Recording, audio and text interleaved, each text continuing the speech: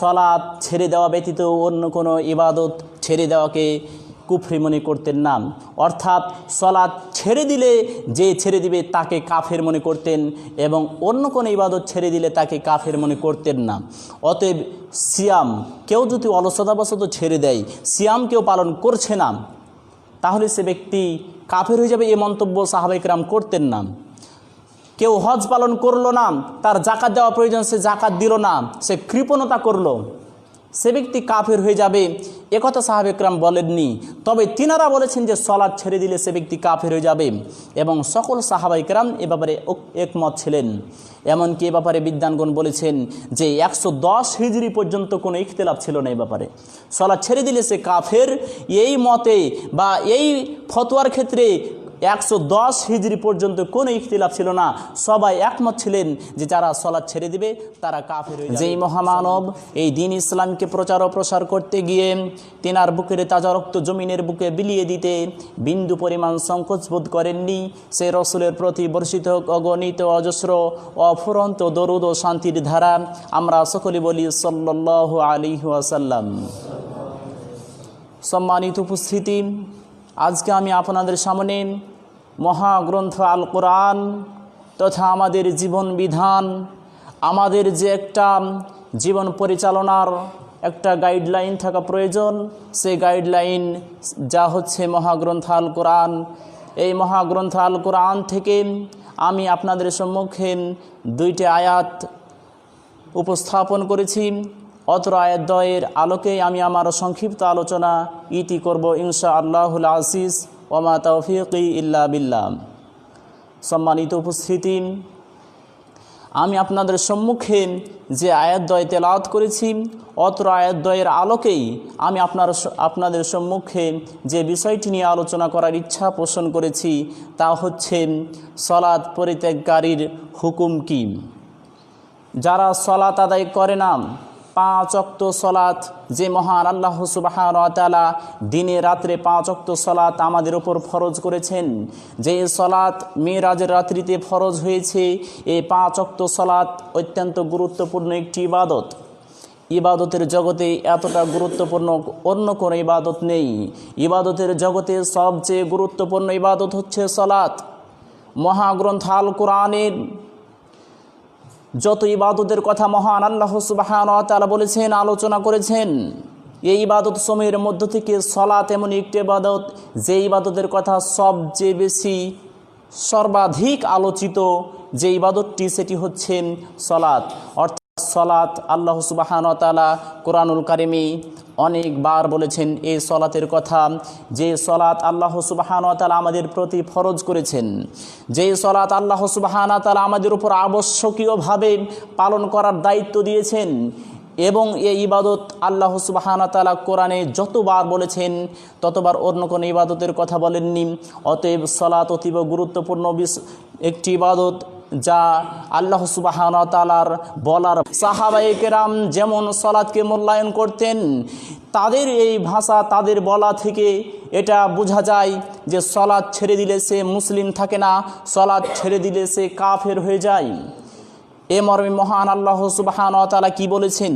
এ মর্মে মহান আল্লাহ সুবহানাহু ওয়া তাআলা সূরাতুল মারিয়াম এর 59 এবং 60 নম্বর আয়াতের মধ্যে ঘোষণা দিয়ে মহান আল্লাহ তাআলা বলছেন, ফাখলাফা মিন বাদিহিম খলফুন, তাদের পরে চলে আসলো এক অপদার্থ জাতি, আদাউস সালাতা, যারা তাদের সালাতকে নষ্ট করে দিল, তাদের সালাতকে যারা বিনষ্ট করে দিল, ওয়াত্তাবাউস শাহাওয়াত, এবং তারা তাদের কুপ্রবৃত্তির অনুসরণ করলো। তাদের যে একটা কুপ্রবৃত্তি রয়েছে, তাদের মন যা চায়, তাদের কামনা বাসনা, তাদের প্রবৃত্তি যা চায়, এই কুপ্রবৃত্তির অনুসরণ করলো, অর্থাৎ সে মন যা চায় তাই করলো এবং সালাতকে পরিত্যাগ করলো। মহান আল্লাহ সুবহানাহু ওয়া তাআলা বলছেন যে ফাসাউফা ইয়ালকাউনা গায়্যাম, অচিরেই তারা মহাভ্রষ্টতায়, বড় ভ্রষ্টতার মধ্যে নিপতিত হবে, বড় ভ্রষ্টতার মধ্যে তারা নিমজ্জিত হবে।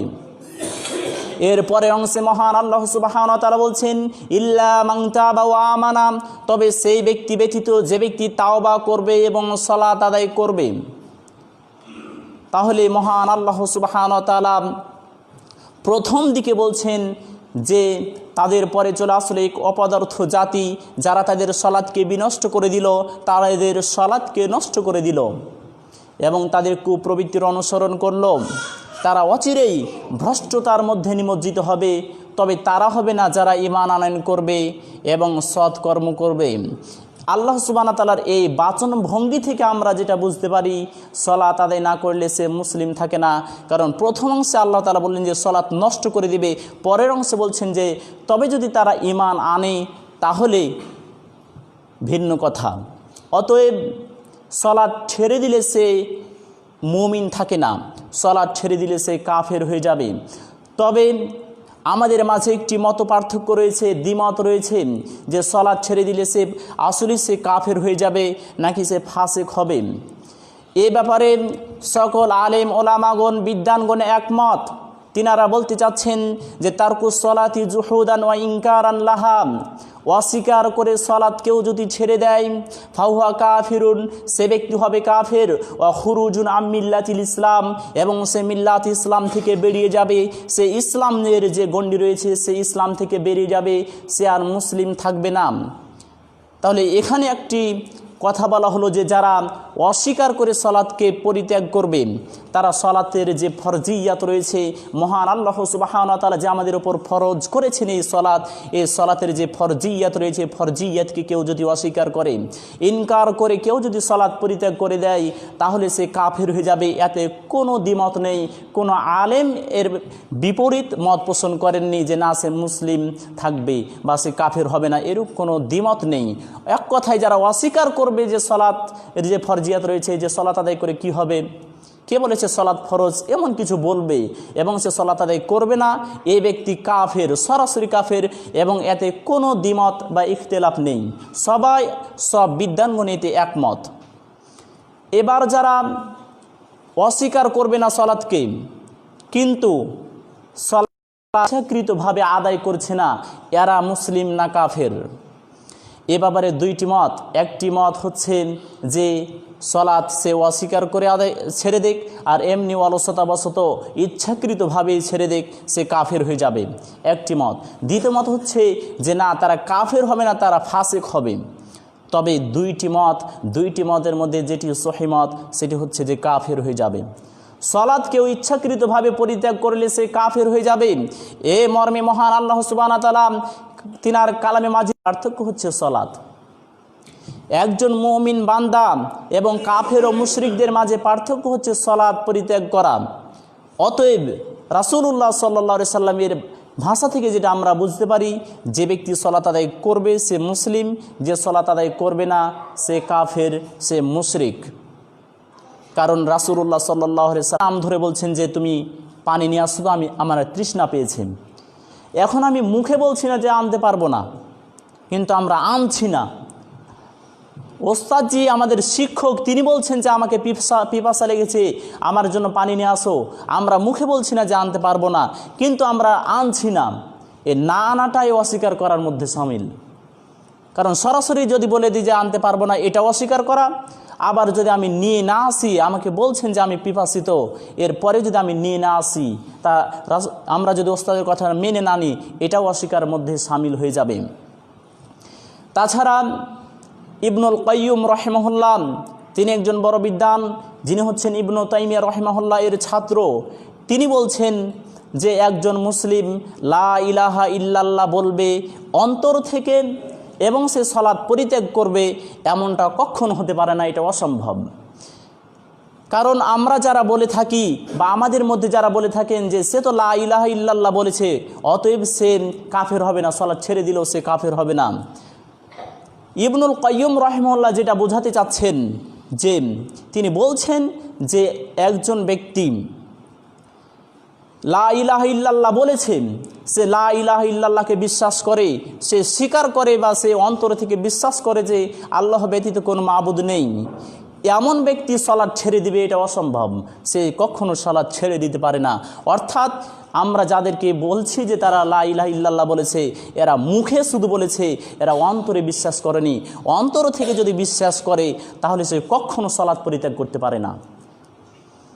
কারণ যখন মানুষ ভয় ভীতির মধ্যে বলে, তাহলে ইবনুল কাইয়্যিম রাহিমাহুল্লাহর এই বক্তব্য থেকে আমরা একটা বলতে পারি যে কোনো মানুষ কোনো ব্যক্তি বিপদে পড়েও লা ইলাহা ইল্লাল্লাহ যেমন বলে থাকে, যে ব্যক্তি মুখে বলছে লা ইলাহা ইল্লাল্লাহ অথচ সালাত আদায় করছে না, এই হচ্ছে ওই ব্যক্তির মতো। যেমন সমুদ্রের মধ্যে আমরা সফর করতে গেলাম, বা আমরা সমুদ্রের মধ্যে যদি সফর করতে যাই, সেই সফরের সময় আমরা সমুদ্রেতে সফর করছি, সমুদ্রের মধ্যে আমরা জাহাজে করে ভ্রমণ করছি, এমন সময় সমুদ্র একেবারে উথাল পাথাল হয়ে গিয়েছে, বড় বড় উঁচু উঁচু ঢেউ ধেয়ে আসছে, মনে হচ্ছে এই বুঝি নৌকাকে আমাদের ডুবিয়ে দিল, মনে হচ্ছে এই বুঝি আমাদের স্টিমারটা ডুবে গেল, আমাদের ভয় হয়। সে সময় মুসলিমরা বলে থাকে যে হে আল্লাহ আমাদেরকে বাঁচাও। সে লা ইলাহা ইল্লাল্লাহ বলে থাকে, আল্লাহকে কতভাবে সে ডাকে। সেই স্থানে একজন অমুসলিমও আছে, মনে করেন যে আপনাদের সাথে একজন অমুসলিমও আছে, একজন হিন্দু আছে, মুসলিমদেরকে দেখে দেখে সেও বলছে লা ইলাহা ইল্লাল্লাহ, হে আল্লাহ তুমি আমাদেরকে রক্ষা করো। কারণ মুসলিমদেরকে দেখতে পাচ্ছে যে লা ইলাহা ইল্লাল্লাহ বলছে, এ কারণে একজন হিন্দু আপনার সাথে থাকার কারণে সেই সমুদ্রের ঢেউ দেখে ভয়ে সেও বলছে লা ইলাহা ইল্লাল্লাহ। কিন্তু বাস্তবে সে কি আল্লাহকে স্বীকার করে? যে না, সে বাস্তবে আল্লাহকে স্বীকার করে না, কিন্তু সে মুখ দিয়ে তো বলে দিল যে লা ইলাহা ইল্লাল্লাহ, তাহলে সে কি মুসলিম হয়ে যাবে? যে না, অসম্ভব। অন্তর থেকে হতে হবে লা ইলাহা ইল্লাল্লাহ। আর ইবনুল কাইয়্যিম রাহিমাহুল্লাহ বলছেন যে অন্তর থেকে যে ব্যক্তি লা ইলাহা ইল্লাল্লাহ বলবে, সে কোনোদিন সালাত পরিত্যাগ করতে পারে না। অর্থাৎ তিনি এটা বোঝাতে চাচ্ছেন, যে ব্যক্তি সালাত আদায় করে না, তার লা ইলাহা ইল্লাল্লাহ এটা শুধু মুখ থেকে বের হয়েছে, তার অন্তরে নেই। সম্মানিত উপস্থিতি, এ মর্মে ইবনু তাইমিয়া রাহিমাহুল্লাহ তিনি একজন বড় বিদ্বান, যাকে বলা হয় শাইখুল ইসলাম। শাইখুল ইসলাম বললেই আমরা যারা বই পড়েছি বা বিভিন্ন গ্রন্থ আপনারা যখন পড়বেন, সেখানে ইবনু তাইমিয়া রাহিমাহুল্লাহর কথা শুধু শাইখুল ইসলাম আসবে, তার নামের স্থানে তার ইবনু তাইমিয়া এটা আসবে না, শাইখুল ইসলাম। শাইখুল ইসলাম আসলে বুঝে নিতে হবে তিনি হচ্ছেন ইবনু তাইমিয়া রাহিমাহুল্লাহ। তিনি এমন একজন বিদ্বান যার ব্যাপারে অন্যান্য বড় বড় আলেম বা বিদ্বানগণ মন্তব্য করেছেন যে লাইসা হাদিসুন লা ইয়ারিফুহু ইবনু তাইমিয়া, ওই হাদিসটা হাদিসই নয় যে হাদিসটাকে ইবনু তাইমিয়া রাহিমাহুল্লাহ চিনেন না। অর্থাৎ ইবনু তাইমিয়া রাহিমাহুল্লাহ যদি বলেন যে আমি এই হাদিসটাকে চিনি না, বা আমার স্মরণে নেই, বা আমি পড়িনি, এরূপ যদি বলে, তাহলে সেটা হাদিসই নয়। এটা পরবর্তী বড় বড় বিদ্বানগণ এই কথা বলেছেন। তাহলে এই কথা থেকে আমরা বুঝতে পারি যে ইবনু তাইমিয়া রাহিমাহুল্লাহ একজন বড় বিদ্বান। তিনি বলছেন, কারণ আমরা আবার অনেকে বলে থাকি যারা 5 ওয়াক্ত সালাত আদায় করে না, এরা অলসতাবশত সালাত আদায় করে না, অর্থাৎ এরা অলস বা এরা ব্যস্ততার কারণে সালাত আদায় করে না, এ কথাটিও ঠিক নয়। কারণ ইবনু তাইমিয়া রাহিমাহুল্লাহ তিনি বলছেন যে যেই স্থানে যে এলাকাতে আজান দেওয়া হয়, এই এলাকার কোনো ব্যক্তি যদি সালাত আদায় না করে, এই এলাকার যে ব্যক্তি সালাত আদায় করে না, এটা অলসতাবশত কখনো হতে পারে না। অর্থাৎ যে এলাকাতে আজান হয়, আমাদের এলাকায় সব স্থানে আজান হয়, সব এলাকাতে আজান হয়, এমন স্থানে কেউ যদি সালাত পরিত্যাগ করে, তাহলে তার সালাত পরিত্যাগ করাটা কখনো অলসতাবশত হতে পারে না। এটা ইবনু তাইমিয়া রাহিমাহুল্লাহ বলছেন। অর্থাৎ অলসতাবশত সালাত পরিত্যাগ করলো, এটা আমরা যারা 5 ওয়াক্তই সালাত আদায় করে না, তাদের অলসতা বলা যাবে না যে এরা অলসতা করে সালাত আদায় করে না, বরং এরা অস্বীকার করে সালাত আদায় করে না। কিন্তু মুখে বলে না, মুখে বলতে পারে না ভয়ে যে আমি সালাত আদায় করব না, বা সালাত কে বলেছে ফরজ, কে বলেছে আদায় করতে হবে, এটা মুখে বলতে পারে না, কিন্তু তাদের অন্তর বলে যে সালাত আদায় করে কি হবে। সম্মানিত উপস্থিতি, অতএব আজান যে স্থানে হয় সেই স্থানে অলসতাবশত কেউ সালাত ছেড়ে দিতে পারে না। আবার আমরা অলসতা ধরে নিতে পারি, আমরা কোনো কাজে ব্যস্ত রয়েছি, কোনো কাজে ব্যস্ততা থাকার কারণে আমরা সালাত আদায় করলাম না, পরবর্তীতে আদায় করে নিলাম। এটা বা অন্য কোনো কাজ করছি, আমরা অলসতা করে সালাতে আসছি না, কিন্তু পরবর্তীতে আদায় করে নিলাম, এটা হচ্ছে অলসতা। কিন্তু একেবারে সে 5 ওয়াক্ত সালাতই আদায় করবে না, এটা অলসতাবশত হতে পারে না। অতএব সালাত ছেড়ে দিলে সে ইচ্ছাকৃতভাবে ছেড়ে দেখ, বা সে অস্বীকার করে ছেড়ে দেখ, সালাত পরিত্যাগ করলে সে কাফের হয়ে যাবে। যারা নিয়মিতভাবে সালাত আদায় করে না তারা কাফের। সম্মানিত উপস্থিতি, এ মর্মে রাসূলুল্লাহ সাল্লাল্লাহু আলাইহি ওয়াসাল্লাম আর বলছেন, আন বুরাইদা রাদিয়াল্লাহু তাআলা আনহু আন্নাহু ক্বাল, হযরত বুরাইদা রাদিয়াল্লাহু তাআলা আনহু থেকে বর্ণিত তিনি বলেন, ক্বালা রাসূলুল্লাহ সাল্লাল্লাহু আলাইহি ওয়াসাল্লাম, রাসূলুল্লাহ সাল্লাল্লাহু আলাইহি ওয়াসাল্লাম বলেছেন, আল আহদুল্লাযী বাইনানা ওয়া বাইনাহুম আস-সালাম, আমাদের মাঝে, আমরা যারা মুসলিম আছি আমাদের মুসলিমের মাঝে এবং কাফেরদের মাঝে যেই চুক্তি, যেই অঙ্গীকার, সেটি হচ্ছে সলাত। আমাদের মাঝে এবং কাফেরদের মাঝে অঙ্গীকার হচ্ছে সলাত। ফামাং তারাকাহা ফাকদ কাফারা, সুতরাং যে ব্যক্তি সলাত ছেড়ে দিবে সে ব্যক্তি কাফের হয়ে যাবে। রাসূলুল্লাহ সাল্লাল্লাহু আলাইহি সাল্লাম বলছেন যে আমাদের মাঝে, অর্থাৎ আমরা মুসলিম এবং কাফেরদের মাঝে যে অঙ্গীকার সেটি হচ্ছে সলাত। অর্থাৎ সে যদি সলাত আদায় করে তাহলে সে মুসলিম, সলাত আদায় না করলে সে কাফের। এটা রাসূলুল্লাহ সাল্লাল্লাহু আলাইহি সাল্লামের ভাষা থেকে আমরা বুঝতে পারি। সম্মানিত উপস্থিতি, অতএব রাসূলুল্লাহ সাল্লাল্লাহু আলাইহি সাল্লামের ভাষা থেকেও আমরা যেটা পাই যে সলাত যারা ছেড়ে দিবে তারা কাফের। সলাত ইচ্ছাকৃতভাবে ছেড়ে দিলে বা অস্বীকার করে ছেড়ে দিলে, যেভাবেই সে সলাত ছেড়ে দিক, যারা সলাত আদায় করে না এরা কাফের। এটা রাসূলের হাদিস থেকে প্রমাণিত। এমনকি মহান আল্লাহ সুবহানাহু ওয়া তাআলা তিনার কালামে মাজিদের মধ্যেও এমনভাবেই বলেছেন যে যারা সলাত ছেড়ে দিবে এদের ক্ষেত্রে মহান আল্লাহ সুবহানাহু ওয়া তাআলা আরও বলছেন যে ফাইন তাবু ওয়া আকামুস সালাতা ওয়া আতাউজ যাকাতা ফাইখওয়ানুকুম ফিদ্দিন। ফাইন তাবু, যদি তারা তাওবা করে, যদি তারা অসৎ কাজ থেকে, অসৎ পথ থেকে ফিরে আসে এবং তারা সালাত আদায় করে এবং যাকাত প্রদান করে, ফাইখওয়ানুকুম ফিদ্দিন, তাহলে তারা হচ্ছে তোমাদের দ্বীনি ভাই, তাহলে তারা হচ্ছে তোমাদের মুসলিম ভাই। এখানেও আল্লাহ তাআলা সালাতের কথা বললেন যে যদি তারা সলাত আদায় করে, যদি তারা তাওবা করে, সলাত আদায় করে, যাকাত প্রদান করে, তাহলে তারা হচ্ছে তোমাদের দ্বীনি ভাই, তাহলে তারা হচ্ছে তোমাদের মুসলিম ভাই। অতএব এর বিপরীত অর্থটাকে যদি আমরা উদ্ঘাটন করতে চাই তাহলে তার অর্থটা এরূপ হবে যে যারা তাওবা করলো না, সলাত আদায় করলো না, যাকাত প্রদান করলো না, তারা তোমাদের দ্বীনি ভাই নয়, তারা তোমাদের মুসলিম ভাই নয়। অতএব আল্লাহ সুবহানাহু ওয়া তাআলা এই আয়াতের মধ্যেও যেটা বোঝাতে চাচ্ছেন যে যারা সলাত ছেড়ে দিবে, যারা সলাত আদায় করবে না, এরা কাফের, এরা মুমিন নয়, এদেরকে আবার পুনরায় ঈমান আনয়ন করতে হবে। কারণ এ মর্মে ইমাম শাফিঈ রাহিমাহুল্লাহ এবং ইমাম আহমদ ইবনে হাম্বল রাহিমাহুল্লাহর একটি আলোচনা রয়েছে। ইমাম শাফিঈ রাহিমাহুল্লাহ ইমাম আহমদ ইবনে হাম্বল রাহিমাহুল্লাহকে জিজ্ঞাসা করছেন যে ব্যক্তি সলাত ছেড়ে দিবে সে কি কাফের হয়ে যাবে? আহমদ বিন হাম্বল রাহিমাহুল্লাহ বলছেন যে জি, যে সলাত ছেড়ে দিবে সে কাফের হয়ে যাবে। তাহলে সলাত ছেড়ে দিলে সে ব্যক্তি কাফের হয়ে যাবে, এটা তিনি বলছেন। এবং তাকে আরেকটি প্রশ্ন করা হলো যে তাহলে সে ব্যক্তি কাফের হয়ে যাবে, তাহলে সে কীভাবে আবার ঈমান আনয়ন করবে? তখন আবার ইমাম আহমদ বিন হাম্বল বলছেন যে ব্যক্তি এই রূপটা করবে, অর্থাৎ সে সলাত ছেড়ে দিবে, তাহলে তাকে আবার লা ইলাহা ইল্লাল্লাহ এই সাক্ষ্য দিয়েই তাকে ইসলাম গ্রহণ করতে হবে। তাহলে আবার তাকে সাক্ষ্য দিতে হবে যে লা ইলাহা ইল্লাল্লাহ, আল্লাহ তাআলা ব্যতীত কোনো মাবুদ নেই, আল্লাহ ছাড়া কোনো ইলাহ নেই, এটা তাকে আবার সাক্ষ্য দিয়ে তাকে ইসলাম গ্রহণ করতে হবে, তাকে ঈমান আনয়ন করতে হবে। এটা ইমাম আহমদ ইবনে হাম্বল রাহিমাহুল্লাহ বলছেন। ইমাম আহমদ ইবনে হাম্বল রাহিমাহুল্লাহ বলেছেন যারা সলাত ছেড়ে দিবে তাদেরকে হত্যা করতে হবে। ইমাম আবু হানিফা রাহিমাহুল্লাহ বলেছেন যারা সলাত ছেড়ে দিবে তাদেরকে বলতে হবে তুমি সলাত আদায় করবে কিনা, অর্থাৎ যারা সলাত ছেড়ে দিবে তাদেরকে জেলখানায় বন্দী করে দিতে হবে। এছাড়া যে 4 ইমাম রয়েছে, 4 ইমাম তেনারা কঠোরভাবে হুঁশিয়ারি করেছেন সলাত পরিত্যাগকারীর ব্যাপারে। সম্মানিত উপস্থিতি, অতএব সলাত একটি গুরুত্বপূর্ণ ইবাদত।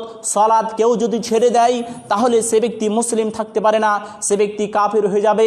এই মর্মে সাহাবায়ে কেরামদের মত কি? সম্মানিত উপস্থিতি, আমরা তো মহান আল্লাহ সুবহানাহু ওয়া তাআলার কথা বলছি এবং আমরা আল্লাহ তাআলার যে উক্তি সেগুলো বললাম, আল্লাহ তাআলার বাণী, আল্লাহ সুবহানাহু ওয়া তাআলার যে কোরআন, এগুলো থেকে বললাম। রাসূলুল্লাহ সাল্লাল্লাহু আলাইহি সাল্লামের সাহাবায়ে কেরাম এ ব্যাপারে কি মত পোষণ করতেন? আমরা যে বিদ্বানগণের কথা বললাম, বিদ্বানগণ বলছেন যে তারা কাফের হয়ে যাবে, সহিহ মত অনুযায়ী তারা কাফের হয়ে যাবে। সাহাবায়ে কেরামদের এ ব্যাপারে কি মত ছিল?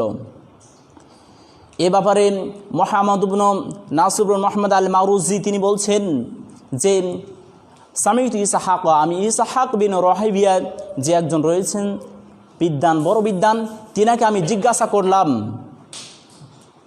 এবং তিনি বললেন, তিনি এ ব্যাপারে বলছেন যে সহানিন নবী সাল্লাল্লাহু আলাইহি ওয়াসাল্লাম আন্না তারিকা সলাতি কাফিরুন, যে ব্যক্তি সলাত ছেড়ে দিবে রাসূলুল্লাহ সাল্লাল্লাহু আলাইহি সাল্লামের হাদিস থেকে প্রমাণিত হয়েছে সে ব্যক্তি কাফের, তাহলে সে ব্যক্তি কাফের হয়ে যাবে। বিদ্বানগণ এই মত ব্যক্ত করেছেন এবং তিনি আরও বলছেন যে এ ব্যাপারে সাহাবায়ে কেরাম ঐক্যমত। ইসহাক তিনি বলছেন যে তিনারা যে এ ব্যাপারে ইখতিলাফ করেছেন, সাহাবিদের মাঝে কেউ ইখতিলাফ করেছেন, এ ব্যাপারে আমার জানা নেই।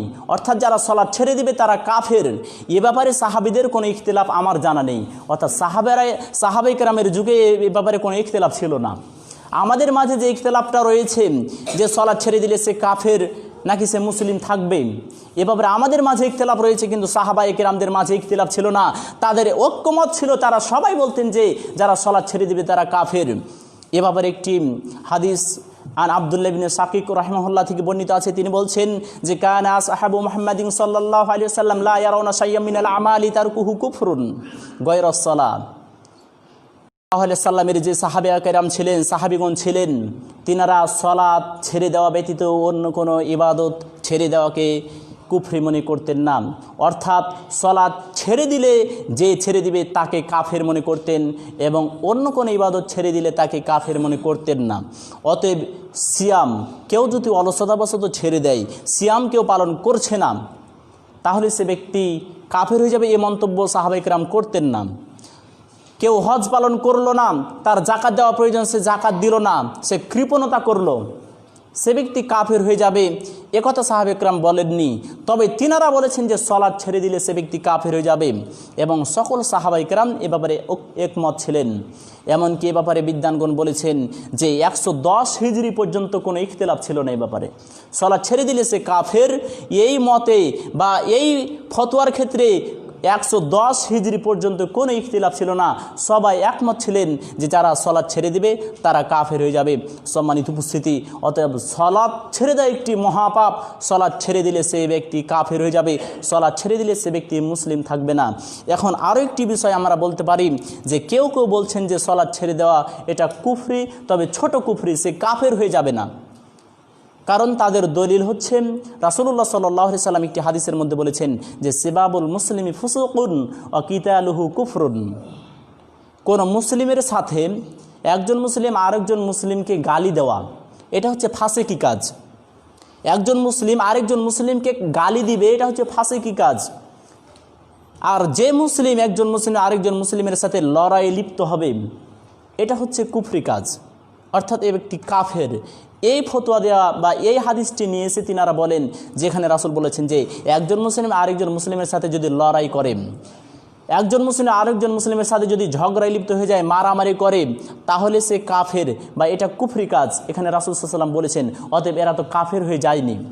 সম্মানিত উপস্থিতি, এরা কাফের হয়নি, ঠিক আছে এই ফতোয়া যে এরা কাফের হয়নি, তবে এর জন্য ভিন্ন দলিলও রয়েছে। এর জন্য ভিন্ন দলিল রয়েছে যে এরা কাফের হয়নি, কারণ এই হাদিসের মধ্যে থেকে যেটা বোঝা যাচ্ছে যে তারা কুফরি কাজ করলো, কিন্তু অন্যান্য হাদিস এবং কোরআন থেকে বোঝা যাচ্ছে যে এরা যদিও লড়াই লিপ্ত হয়ে যায় তাহলে এরা কাফের হবে না। কারণ অন্যান্য হাদিস এবং আল্লাহ সুবহানাহু ওয়া তাআলার আরও অন্যান্য যে আয়াতগুলি রয়েছে এটা এ ব্যাপারে প্রমাণ করে। যেমন রাসূলুল্লাহ সাল্লাল্লাহু আলাইহি সাল্লাম দুইজন মুসলিমের মাঝে ঝগড়া হলে, লড়াই লিপ্ত হলে তিনি ফায়সালা করে দিতেন।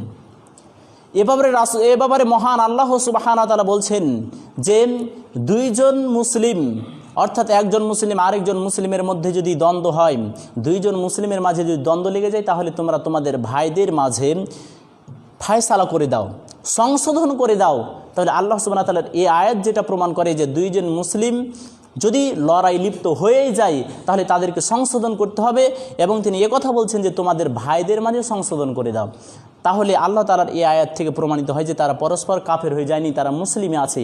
তাহলে এর জন্য ভিন্ন দলিল রয়েছে যে কেউ যদি কারোর সাথে লড়াই লিপ্ত হয় তাহলে সে কাফের হবে না, এর জন্য ভিন্ন দলিল রয়েছে। কিন্তু সলাৎ ছেড়ে দিলে সে কাফের হবে না, এর মর্মে কোনো দলিল নেই। এর বিপরীতে বা এ মর্মে খাস কোনো আলাদা কোনো পৃথক কোনো দলিল নেই যে সলাৎ ছেড়ে দিলে সে কাফের হবে না, বা সলাৎ ছেড়ে দিলেও সে মুসলিম থাকবে, বা সলাৎ ছেড়ে দিলে সেটাও তোমাদের মুসলিম ভাই। এরূপ কোনো হাদিস বা এরূপ কোনো আয়াত মহান আল্লাহ সুবহানাহু ওয়া তাআলার কোরআনুল কারিমে এবং রাসূলুল্লাহ সাল্লাল্লাহু আলাইহি ওয়াসাল্লামের হাদিসের মধ্যেও নেই। সম্মানিত উপস্থিতি, অতএব আমরা যেটা বলছি যে সলাৎ ছেড়ে দিলে কাফের, এটাই হচ্ছে সহিহ মত, এটাই হচ্ছে সহিহ মত। দুইটি মতের মধ্যে এটাই হচ্ছে বিশুদ্ধ মত। অতএব আমাদেরকে অবশ্যই সলাৎ আদায় করতে হবে। সলাৎ ছেড়ে দিলে একজন মুসলিম আমরা দাবি করছি যে মুসলিম, কিন্তু মুসলিম পরিবারে জন্মগ্রহণ করলে মুসলিম হওয়া যায় না। মুসলিম পরিবারে আমি জন্মগ্রহণ করেছি এই কারণে যে আমি মুসলিম, এটা হবে না, এটা ভুল সিদ্ধান্ত।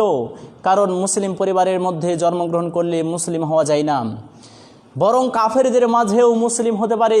একজন শিশু বড় হয়ে ইসলাম গ্রহণ করতে পারে, আবার একজন মুসলিম পরিবারে জন্মগ্রহণ করে সেও কাফের হতে পারে। তার দৃষ্টান্ত হচ্ছে সলাৎ ছেড়ে দেওয়া। সলাৎ ছেড়ে দিলে সে মুসলিম থাকে না। এটা একাধিক হাদিস থেকে প্রমাণিত, একাধিক আয়াত থেকেও প্রমাণিত। সম্মানিত উপস্থিতি, আরেকটি হাদিস আমরা সকলে জানি বা আমরা অনেক সময় শুনেছি যে যে ব্যক্তি সলাৎ ছেড়ে দিবে সে এই সলাৎটা হচ্ছে তার জন্য, অর্থাৎ কিয়ামতের দিন যারা 5 ওয়াক্ত সলাৎকে যথাযথভাবে হেফাজত করবে, কিয়ামতের দিন তাদের জন্য এই সলাৎ আলো হয়ে দাঁড়াবে। কিয়ামতের দিন তাদের এই সলাৎটা তাদের জন্য হয়ে যাবে দলিল এবং জাহান্নাম থেকে মুক্তির পথ। এবং তিনি আরও বলেছেন যে যে ব্যক্তি সলাৎকে হেফাজত করবে না সে ব্যক্তি সেই দিন নূরও হবে না, দলিলও হবে না, এবং সে জাহান্নাম থেকে মুক্তিও পাবার এই সলাৎটা তার জন্য উপায় হবে না। এই হাদিসের শেষ অংশে রাসূলুল্লাহ সাল্লাল্লাহু আলাইহি সাল্লাম বলছেন, ওয়া কানা ইয়াউমাল কিয়ামাতি মা কারুন ওয়া ফিরআউন ওয়া হামান ওয়া উবাই ইবনে খালফ। যে ব্যক্তি সলাতের হেফাজত করবে না, যে ব্যক্তি সলাতকে সংরক্ষণ করবে না, কিয়ামতের দিন সেই ব্যক্তি ফেরাউনের সাথে থাকবে, সে ব্যক্তি থাকবে কারুনের সাথে, সেই ব্যক্তি থাকবে উবাই ইবনে খালফের সাথে, সে ব্যক্তি থাকবে হামানের সাথে। 4 জন বড় বড় কাফের। আমরা সকলে জানি ফেরাউন হচ্ছে সবচেয়ে নিকৃষ্ট একজন ব্যক্তি। পৃথিবীর বুকে অনেক কাফের আছে, তবে কাফেরদের মাঝে নিকৃষ্ট সে ব্যক্তি হচ্ছে ফেরাউন। আর সলাৎ ছেড়ে দিলে সে ফেরাউনের সাথে থাকবে। এ হাদিসটিকে নিয়ে আসার পরে ফিকহুস সুন্নাহ এর গ্রন্থকার তিনি বলছেন যে সলাৎকে হেফাজত না করা, সলাতের সংরক্ষণটাকে পরিহার করা, ছেড়ে দেওয়া, সলাৎকে বর্জন করা, সলাৎকে ছেড়ে দেওয়া, এবং সলাৎ ছেড়ে দিলে সে যে কাফেরদের সাথে অবস্থান করবে, কাফেরদের সাথে থাকবে, আবার বড় বড় কাফেরদের সাথে থাকবে কিয়ামতের দিন আখিরাতে। এই তাদের সঙ্গী হওয়াটা, তাদের সাথে বসবাস করাটাই দাবি করে যে ব্যক্তি সলাৎ ছেড়ে দিবে সে কাফের। সম্মানিত উপস্থিতি, অতএব সলাৎ আর মুসলিম থাকতে পারে না। অতএব অবশ্যই আমাদেরকে আবশ্যকীয়ভাবে সলাত আদায় করতে হবে। সলাত পরিত্যাগ করা যাবে না, সেটা অস্বীকার করে হোক বা ইচ্ছাকৃতভাবে হোক। আমরা তো বলছি যে আমরা জুমার সলাত তো আদায় করি, যে না জুমার সলাত আদায় করে মুসলিম হওয়া যায় না। 5 ওয়াক্ত সলাতে আমাদেরকে আদায় করতে হবে। 5 ওয়াক্ত সলাত আমাদেরকে যথাযথভাবে হেফাজত করতে হবে।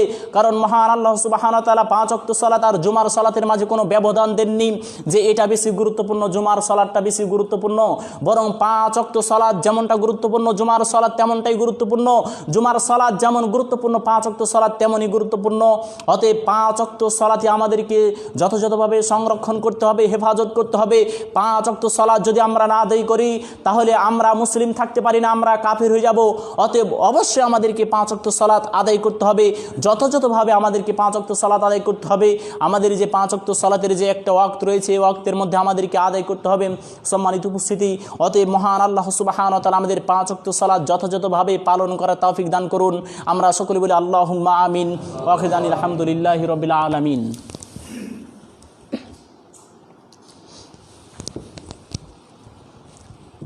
আলহামদুলিল্লাহ, আসসালাতু ওয়াসসালামু আলা মান লা নাবিয়্যা বা'দা, আম্মা বা'দ।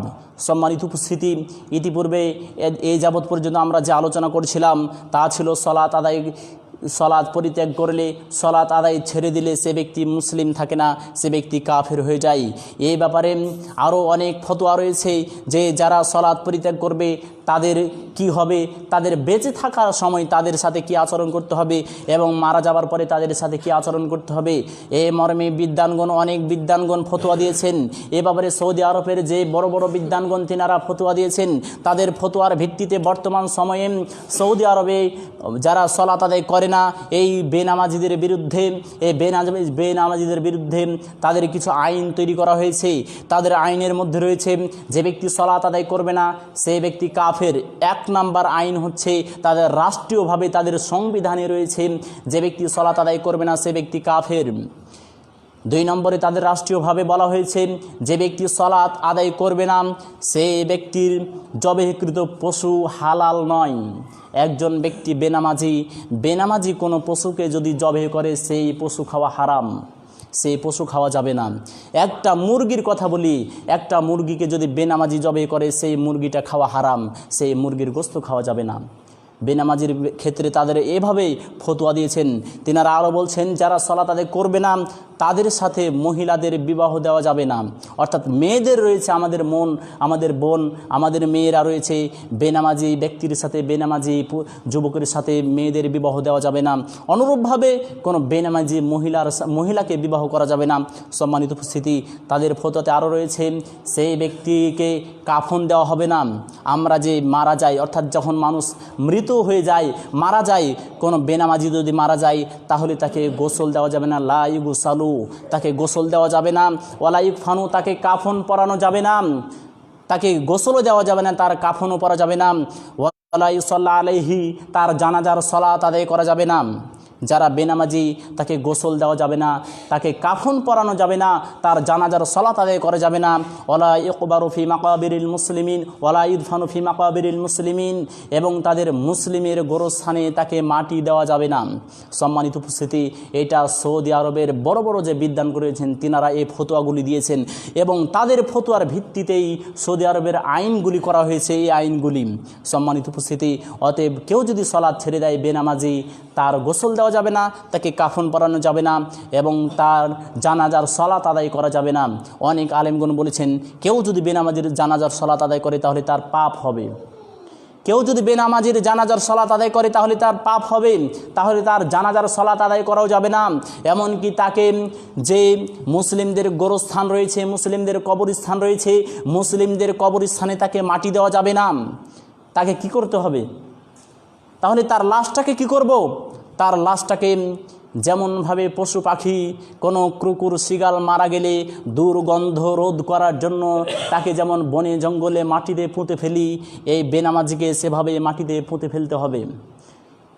কারণ তাকে যদি আমরা উপরে রেখে দিই তাহলে তার দুর্গন্ধ ছড়বে, তার দুর্গন্ধে আমরা টিকতে পারবো না। এই দুর্গন্ধটাকে দূর করার জন্য তাকে বনে জঙ্গলে পশু পাখি, কুকুর শৃগালের মতো তাকে পুঁতে দিতে হবে। এটাই হচ্ছে বিধান। সৌদি আরব থেকে রাষ্ট্রীয়ভাবে এই ফতোয়া দেওয়া হয়েছে। সম্মানিত উপস্থিতি, এবং সৌদি আরবের যে বড় বড় বিদ্বানগণ রয়েছেন, শাইখ ইবনে সালেহ আল উসাইমিন রাহিমাহুল্লাহ, এবং আরও যে রয়েছেন শাইখ ইবনে বাজ রাহিমাহুল্লাহ, তিনারা এ ফতোয়াই দিয়েছেন যে যারা সালাত আদায় করবে না তারা কাফের, এবং তাদের যে জবেহকৃত পশু এটা খাওয়া যাবে না, তাদের সাথে মেয়েদের বিবাহ দেওয়া যাবে না, বেনামাজি মহিলাদেরকে বিবাহ করা যাবে না, এবং তাদের সাথে যে আমরা যেমন মুসলিমদের সাথে যেমন আমরা বন্ধুত্ব স্থাপন করি তেমন তাদের সাথে বন্ধুত্ব স্থাপন করা যাবে না। এগুলো থেকে অবশ্যই আমাদেরকে বিরত থাকতে হবে, এইগুলি থেকে আমাদেরকে বেঁচে থাকতে হবে।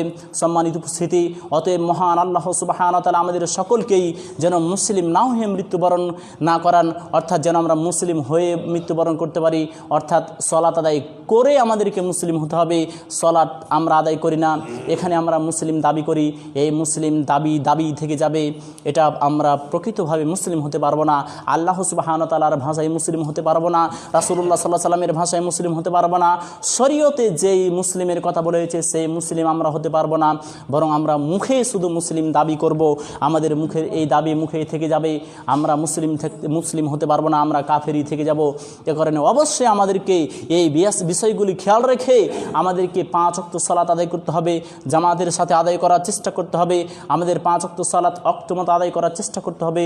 মহান আল্লাহ সুবহানাহু ওয়া তাআলা আমাদের সবাইকে যেন 5 ওয়াক্ত সালাত আদায় করার তৌফিক দান করেন, আমাদের 5 ওয়াক্ত সালাত যেন যথাযথভাবে আমরা সংরক্ষণ করতে পারি, এই তৌফিক যেন মহান আল্লাহ তাআলা আমাদেরকে দান করেন। আমরা সকলে বলি আল্লাহুম্মা আমিন।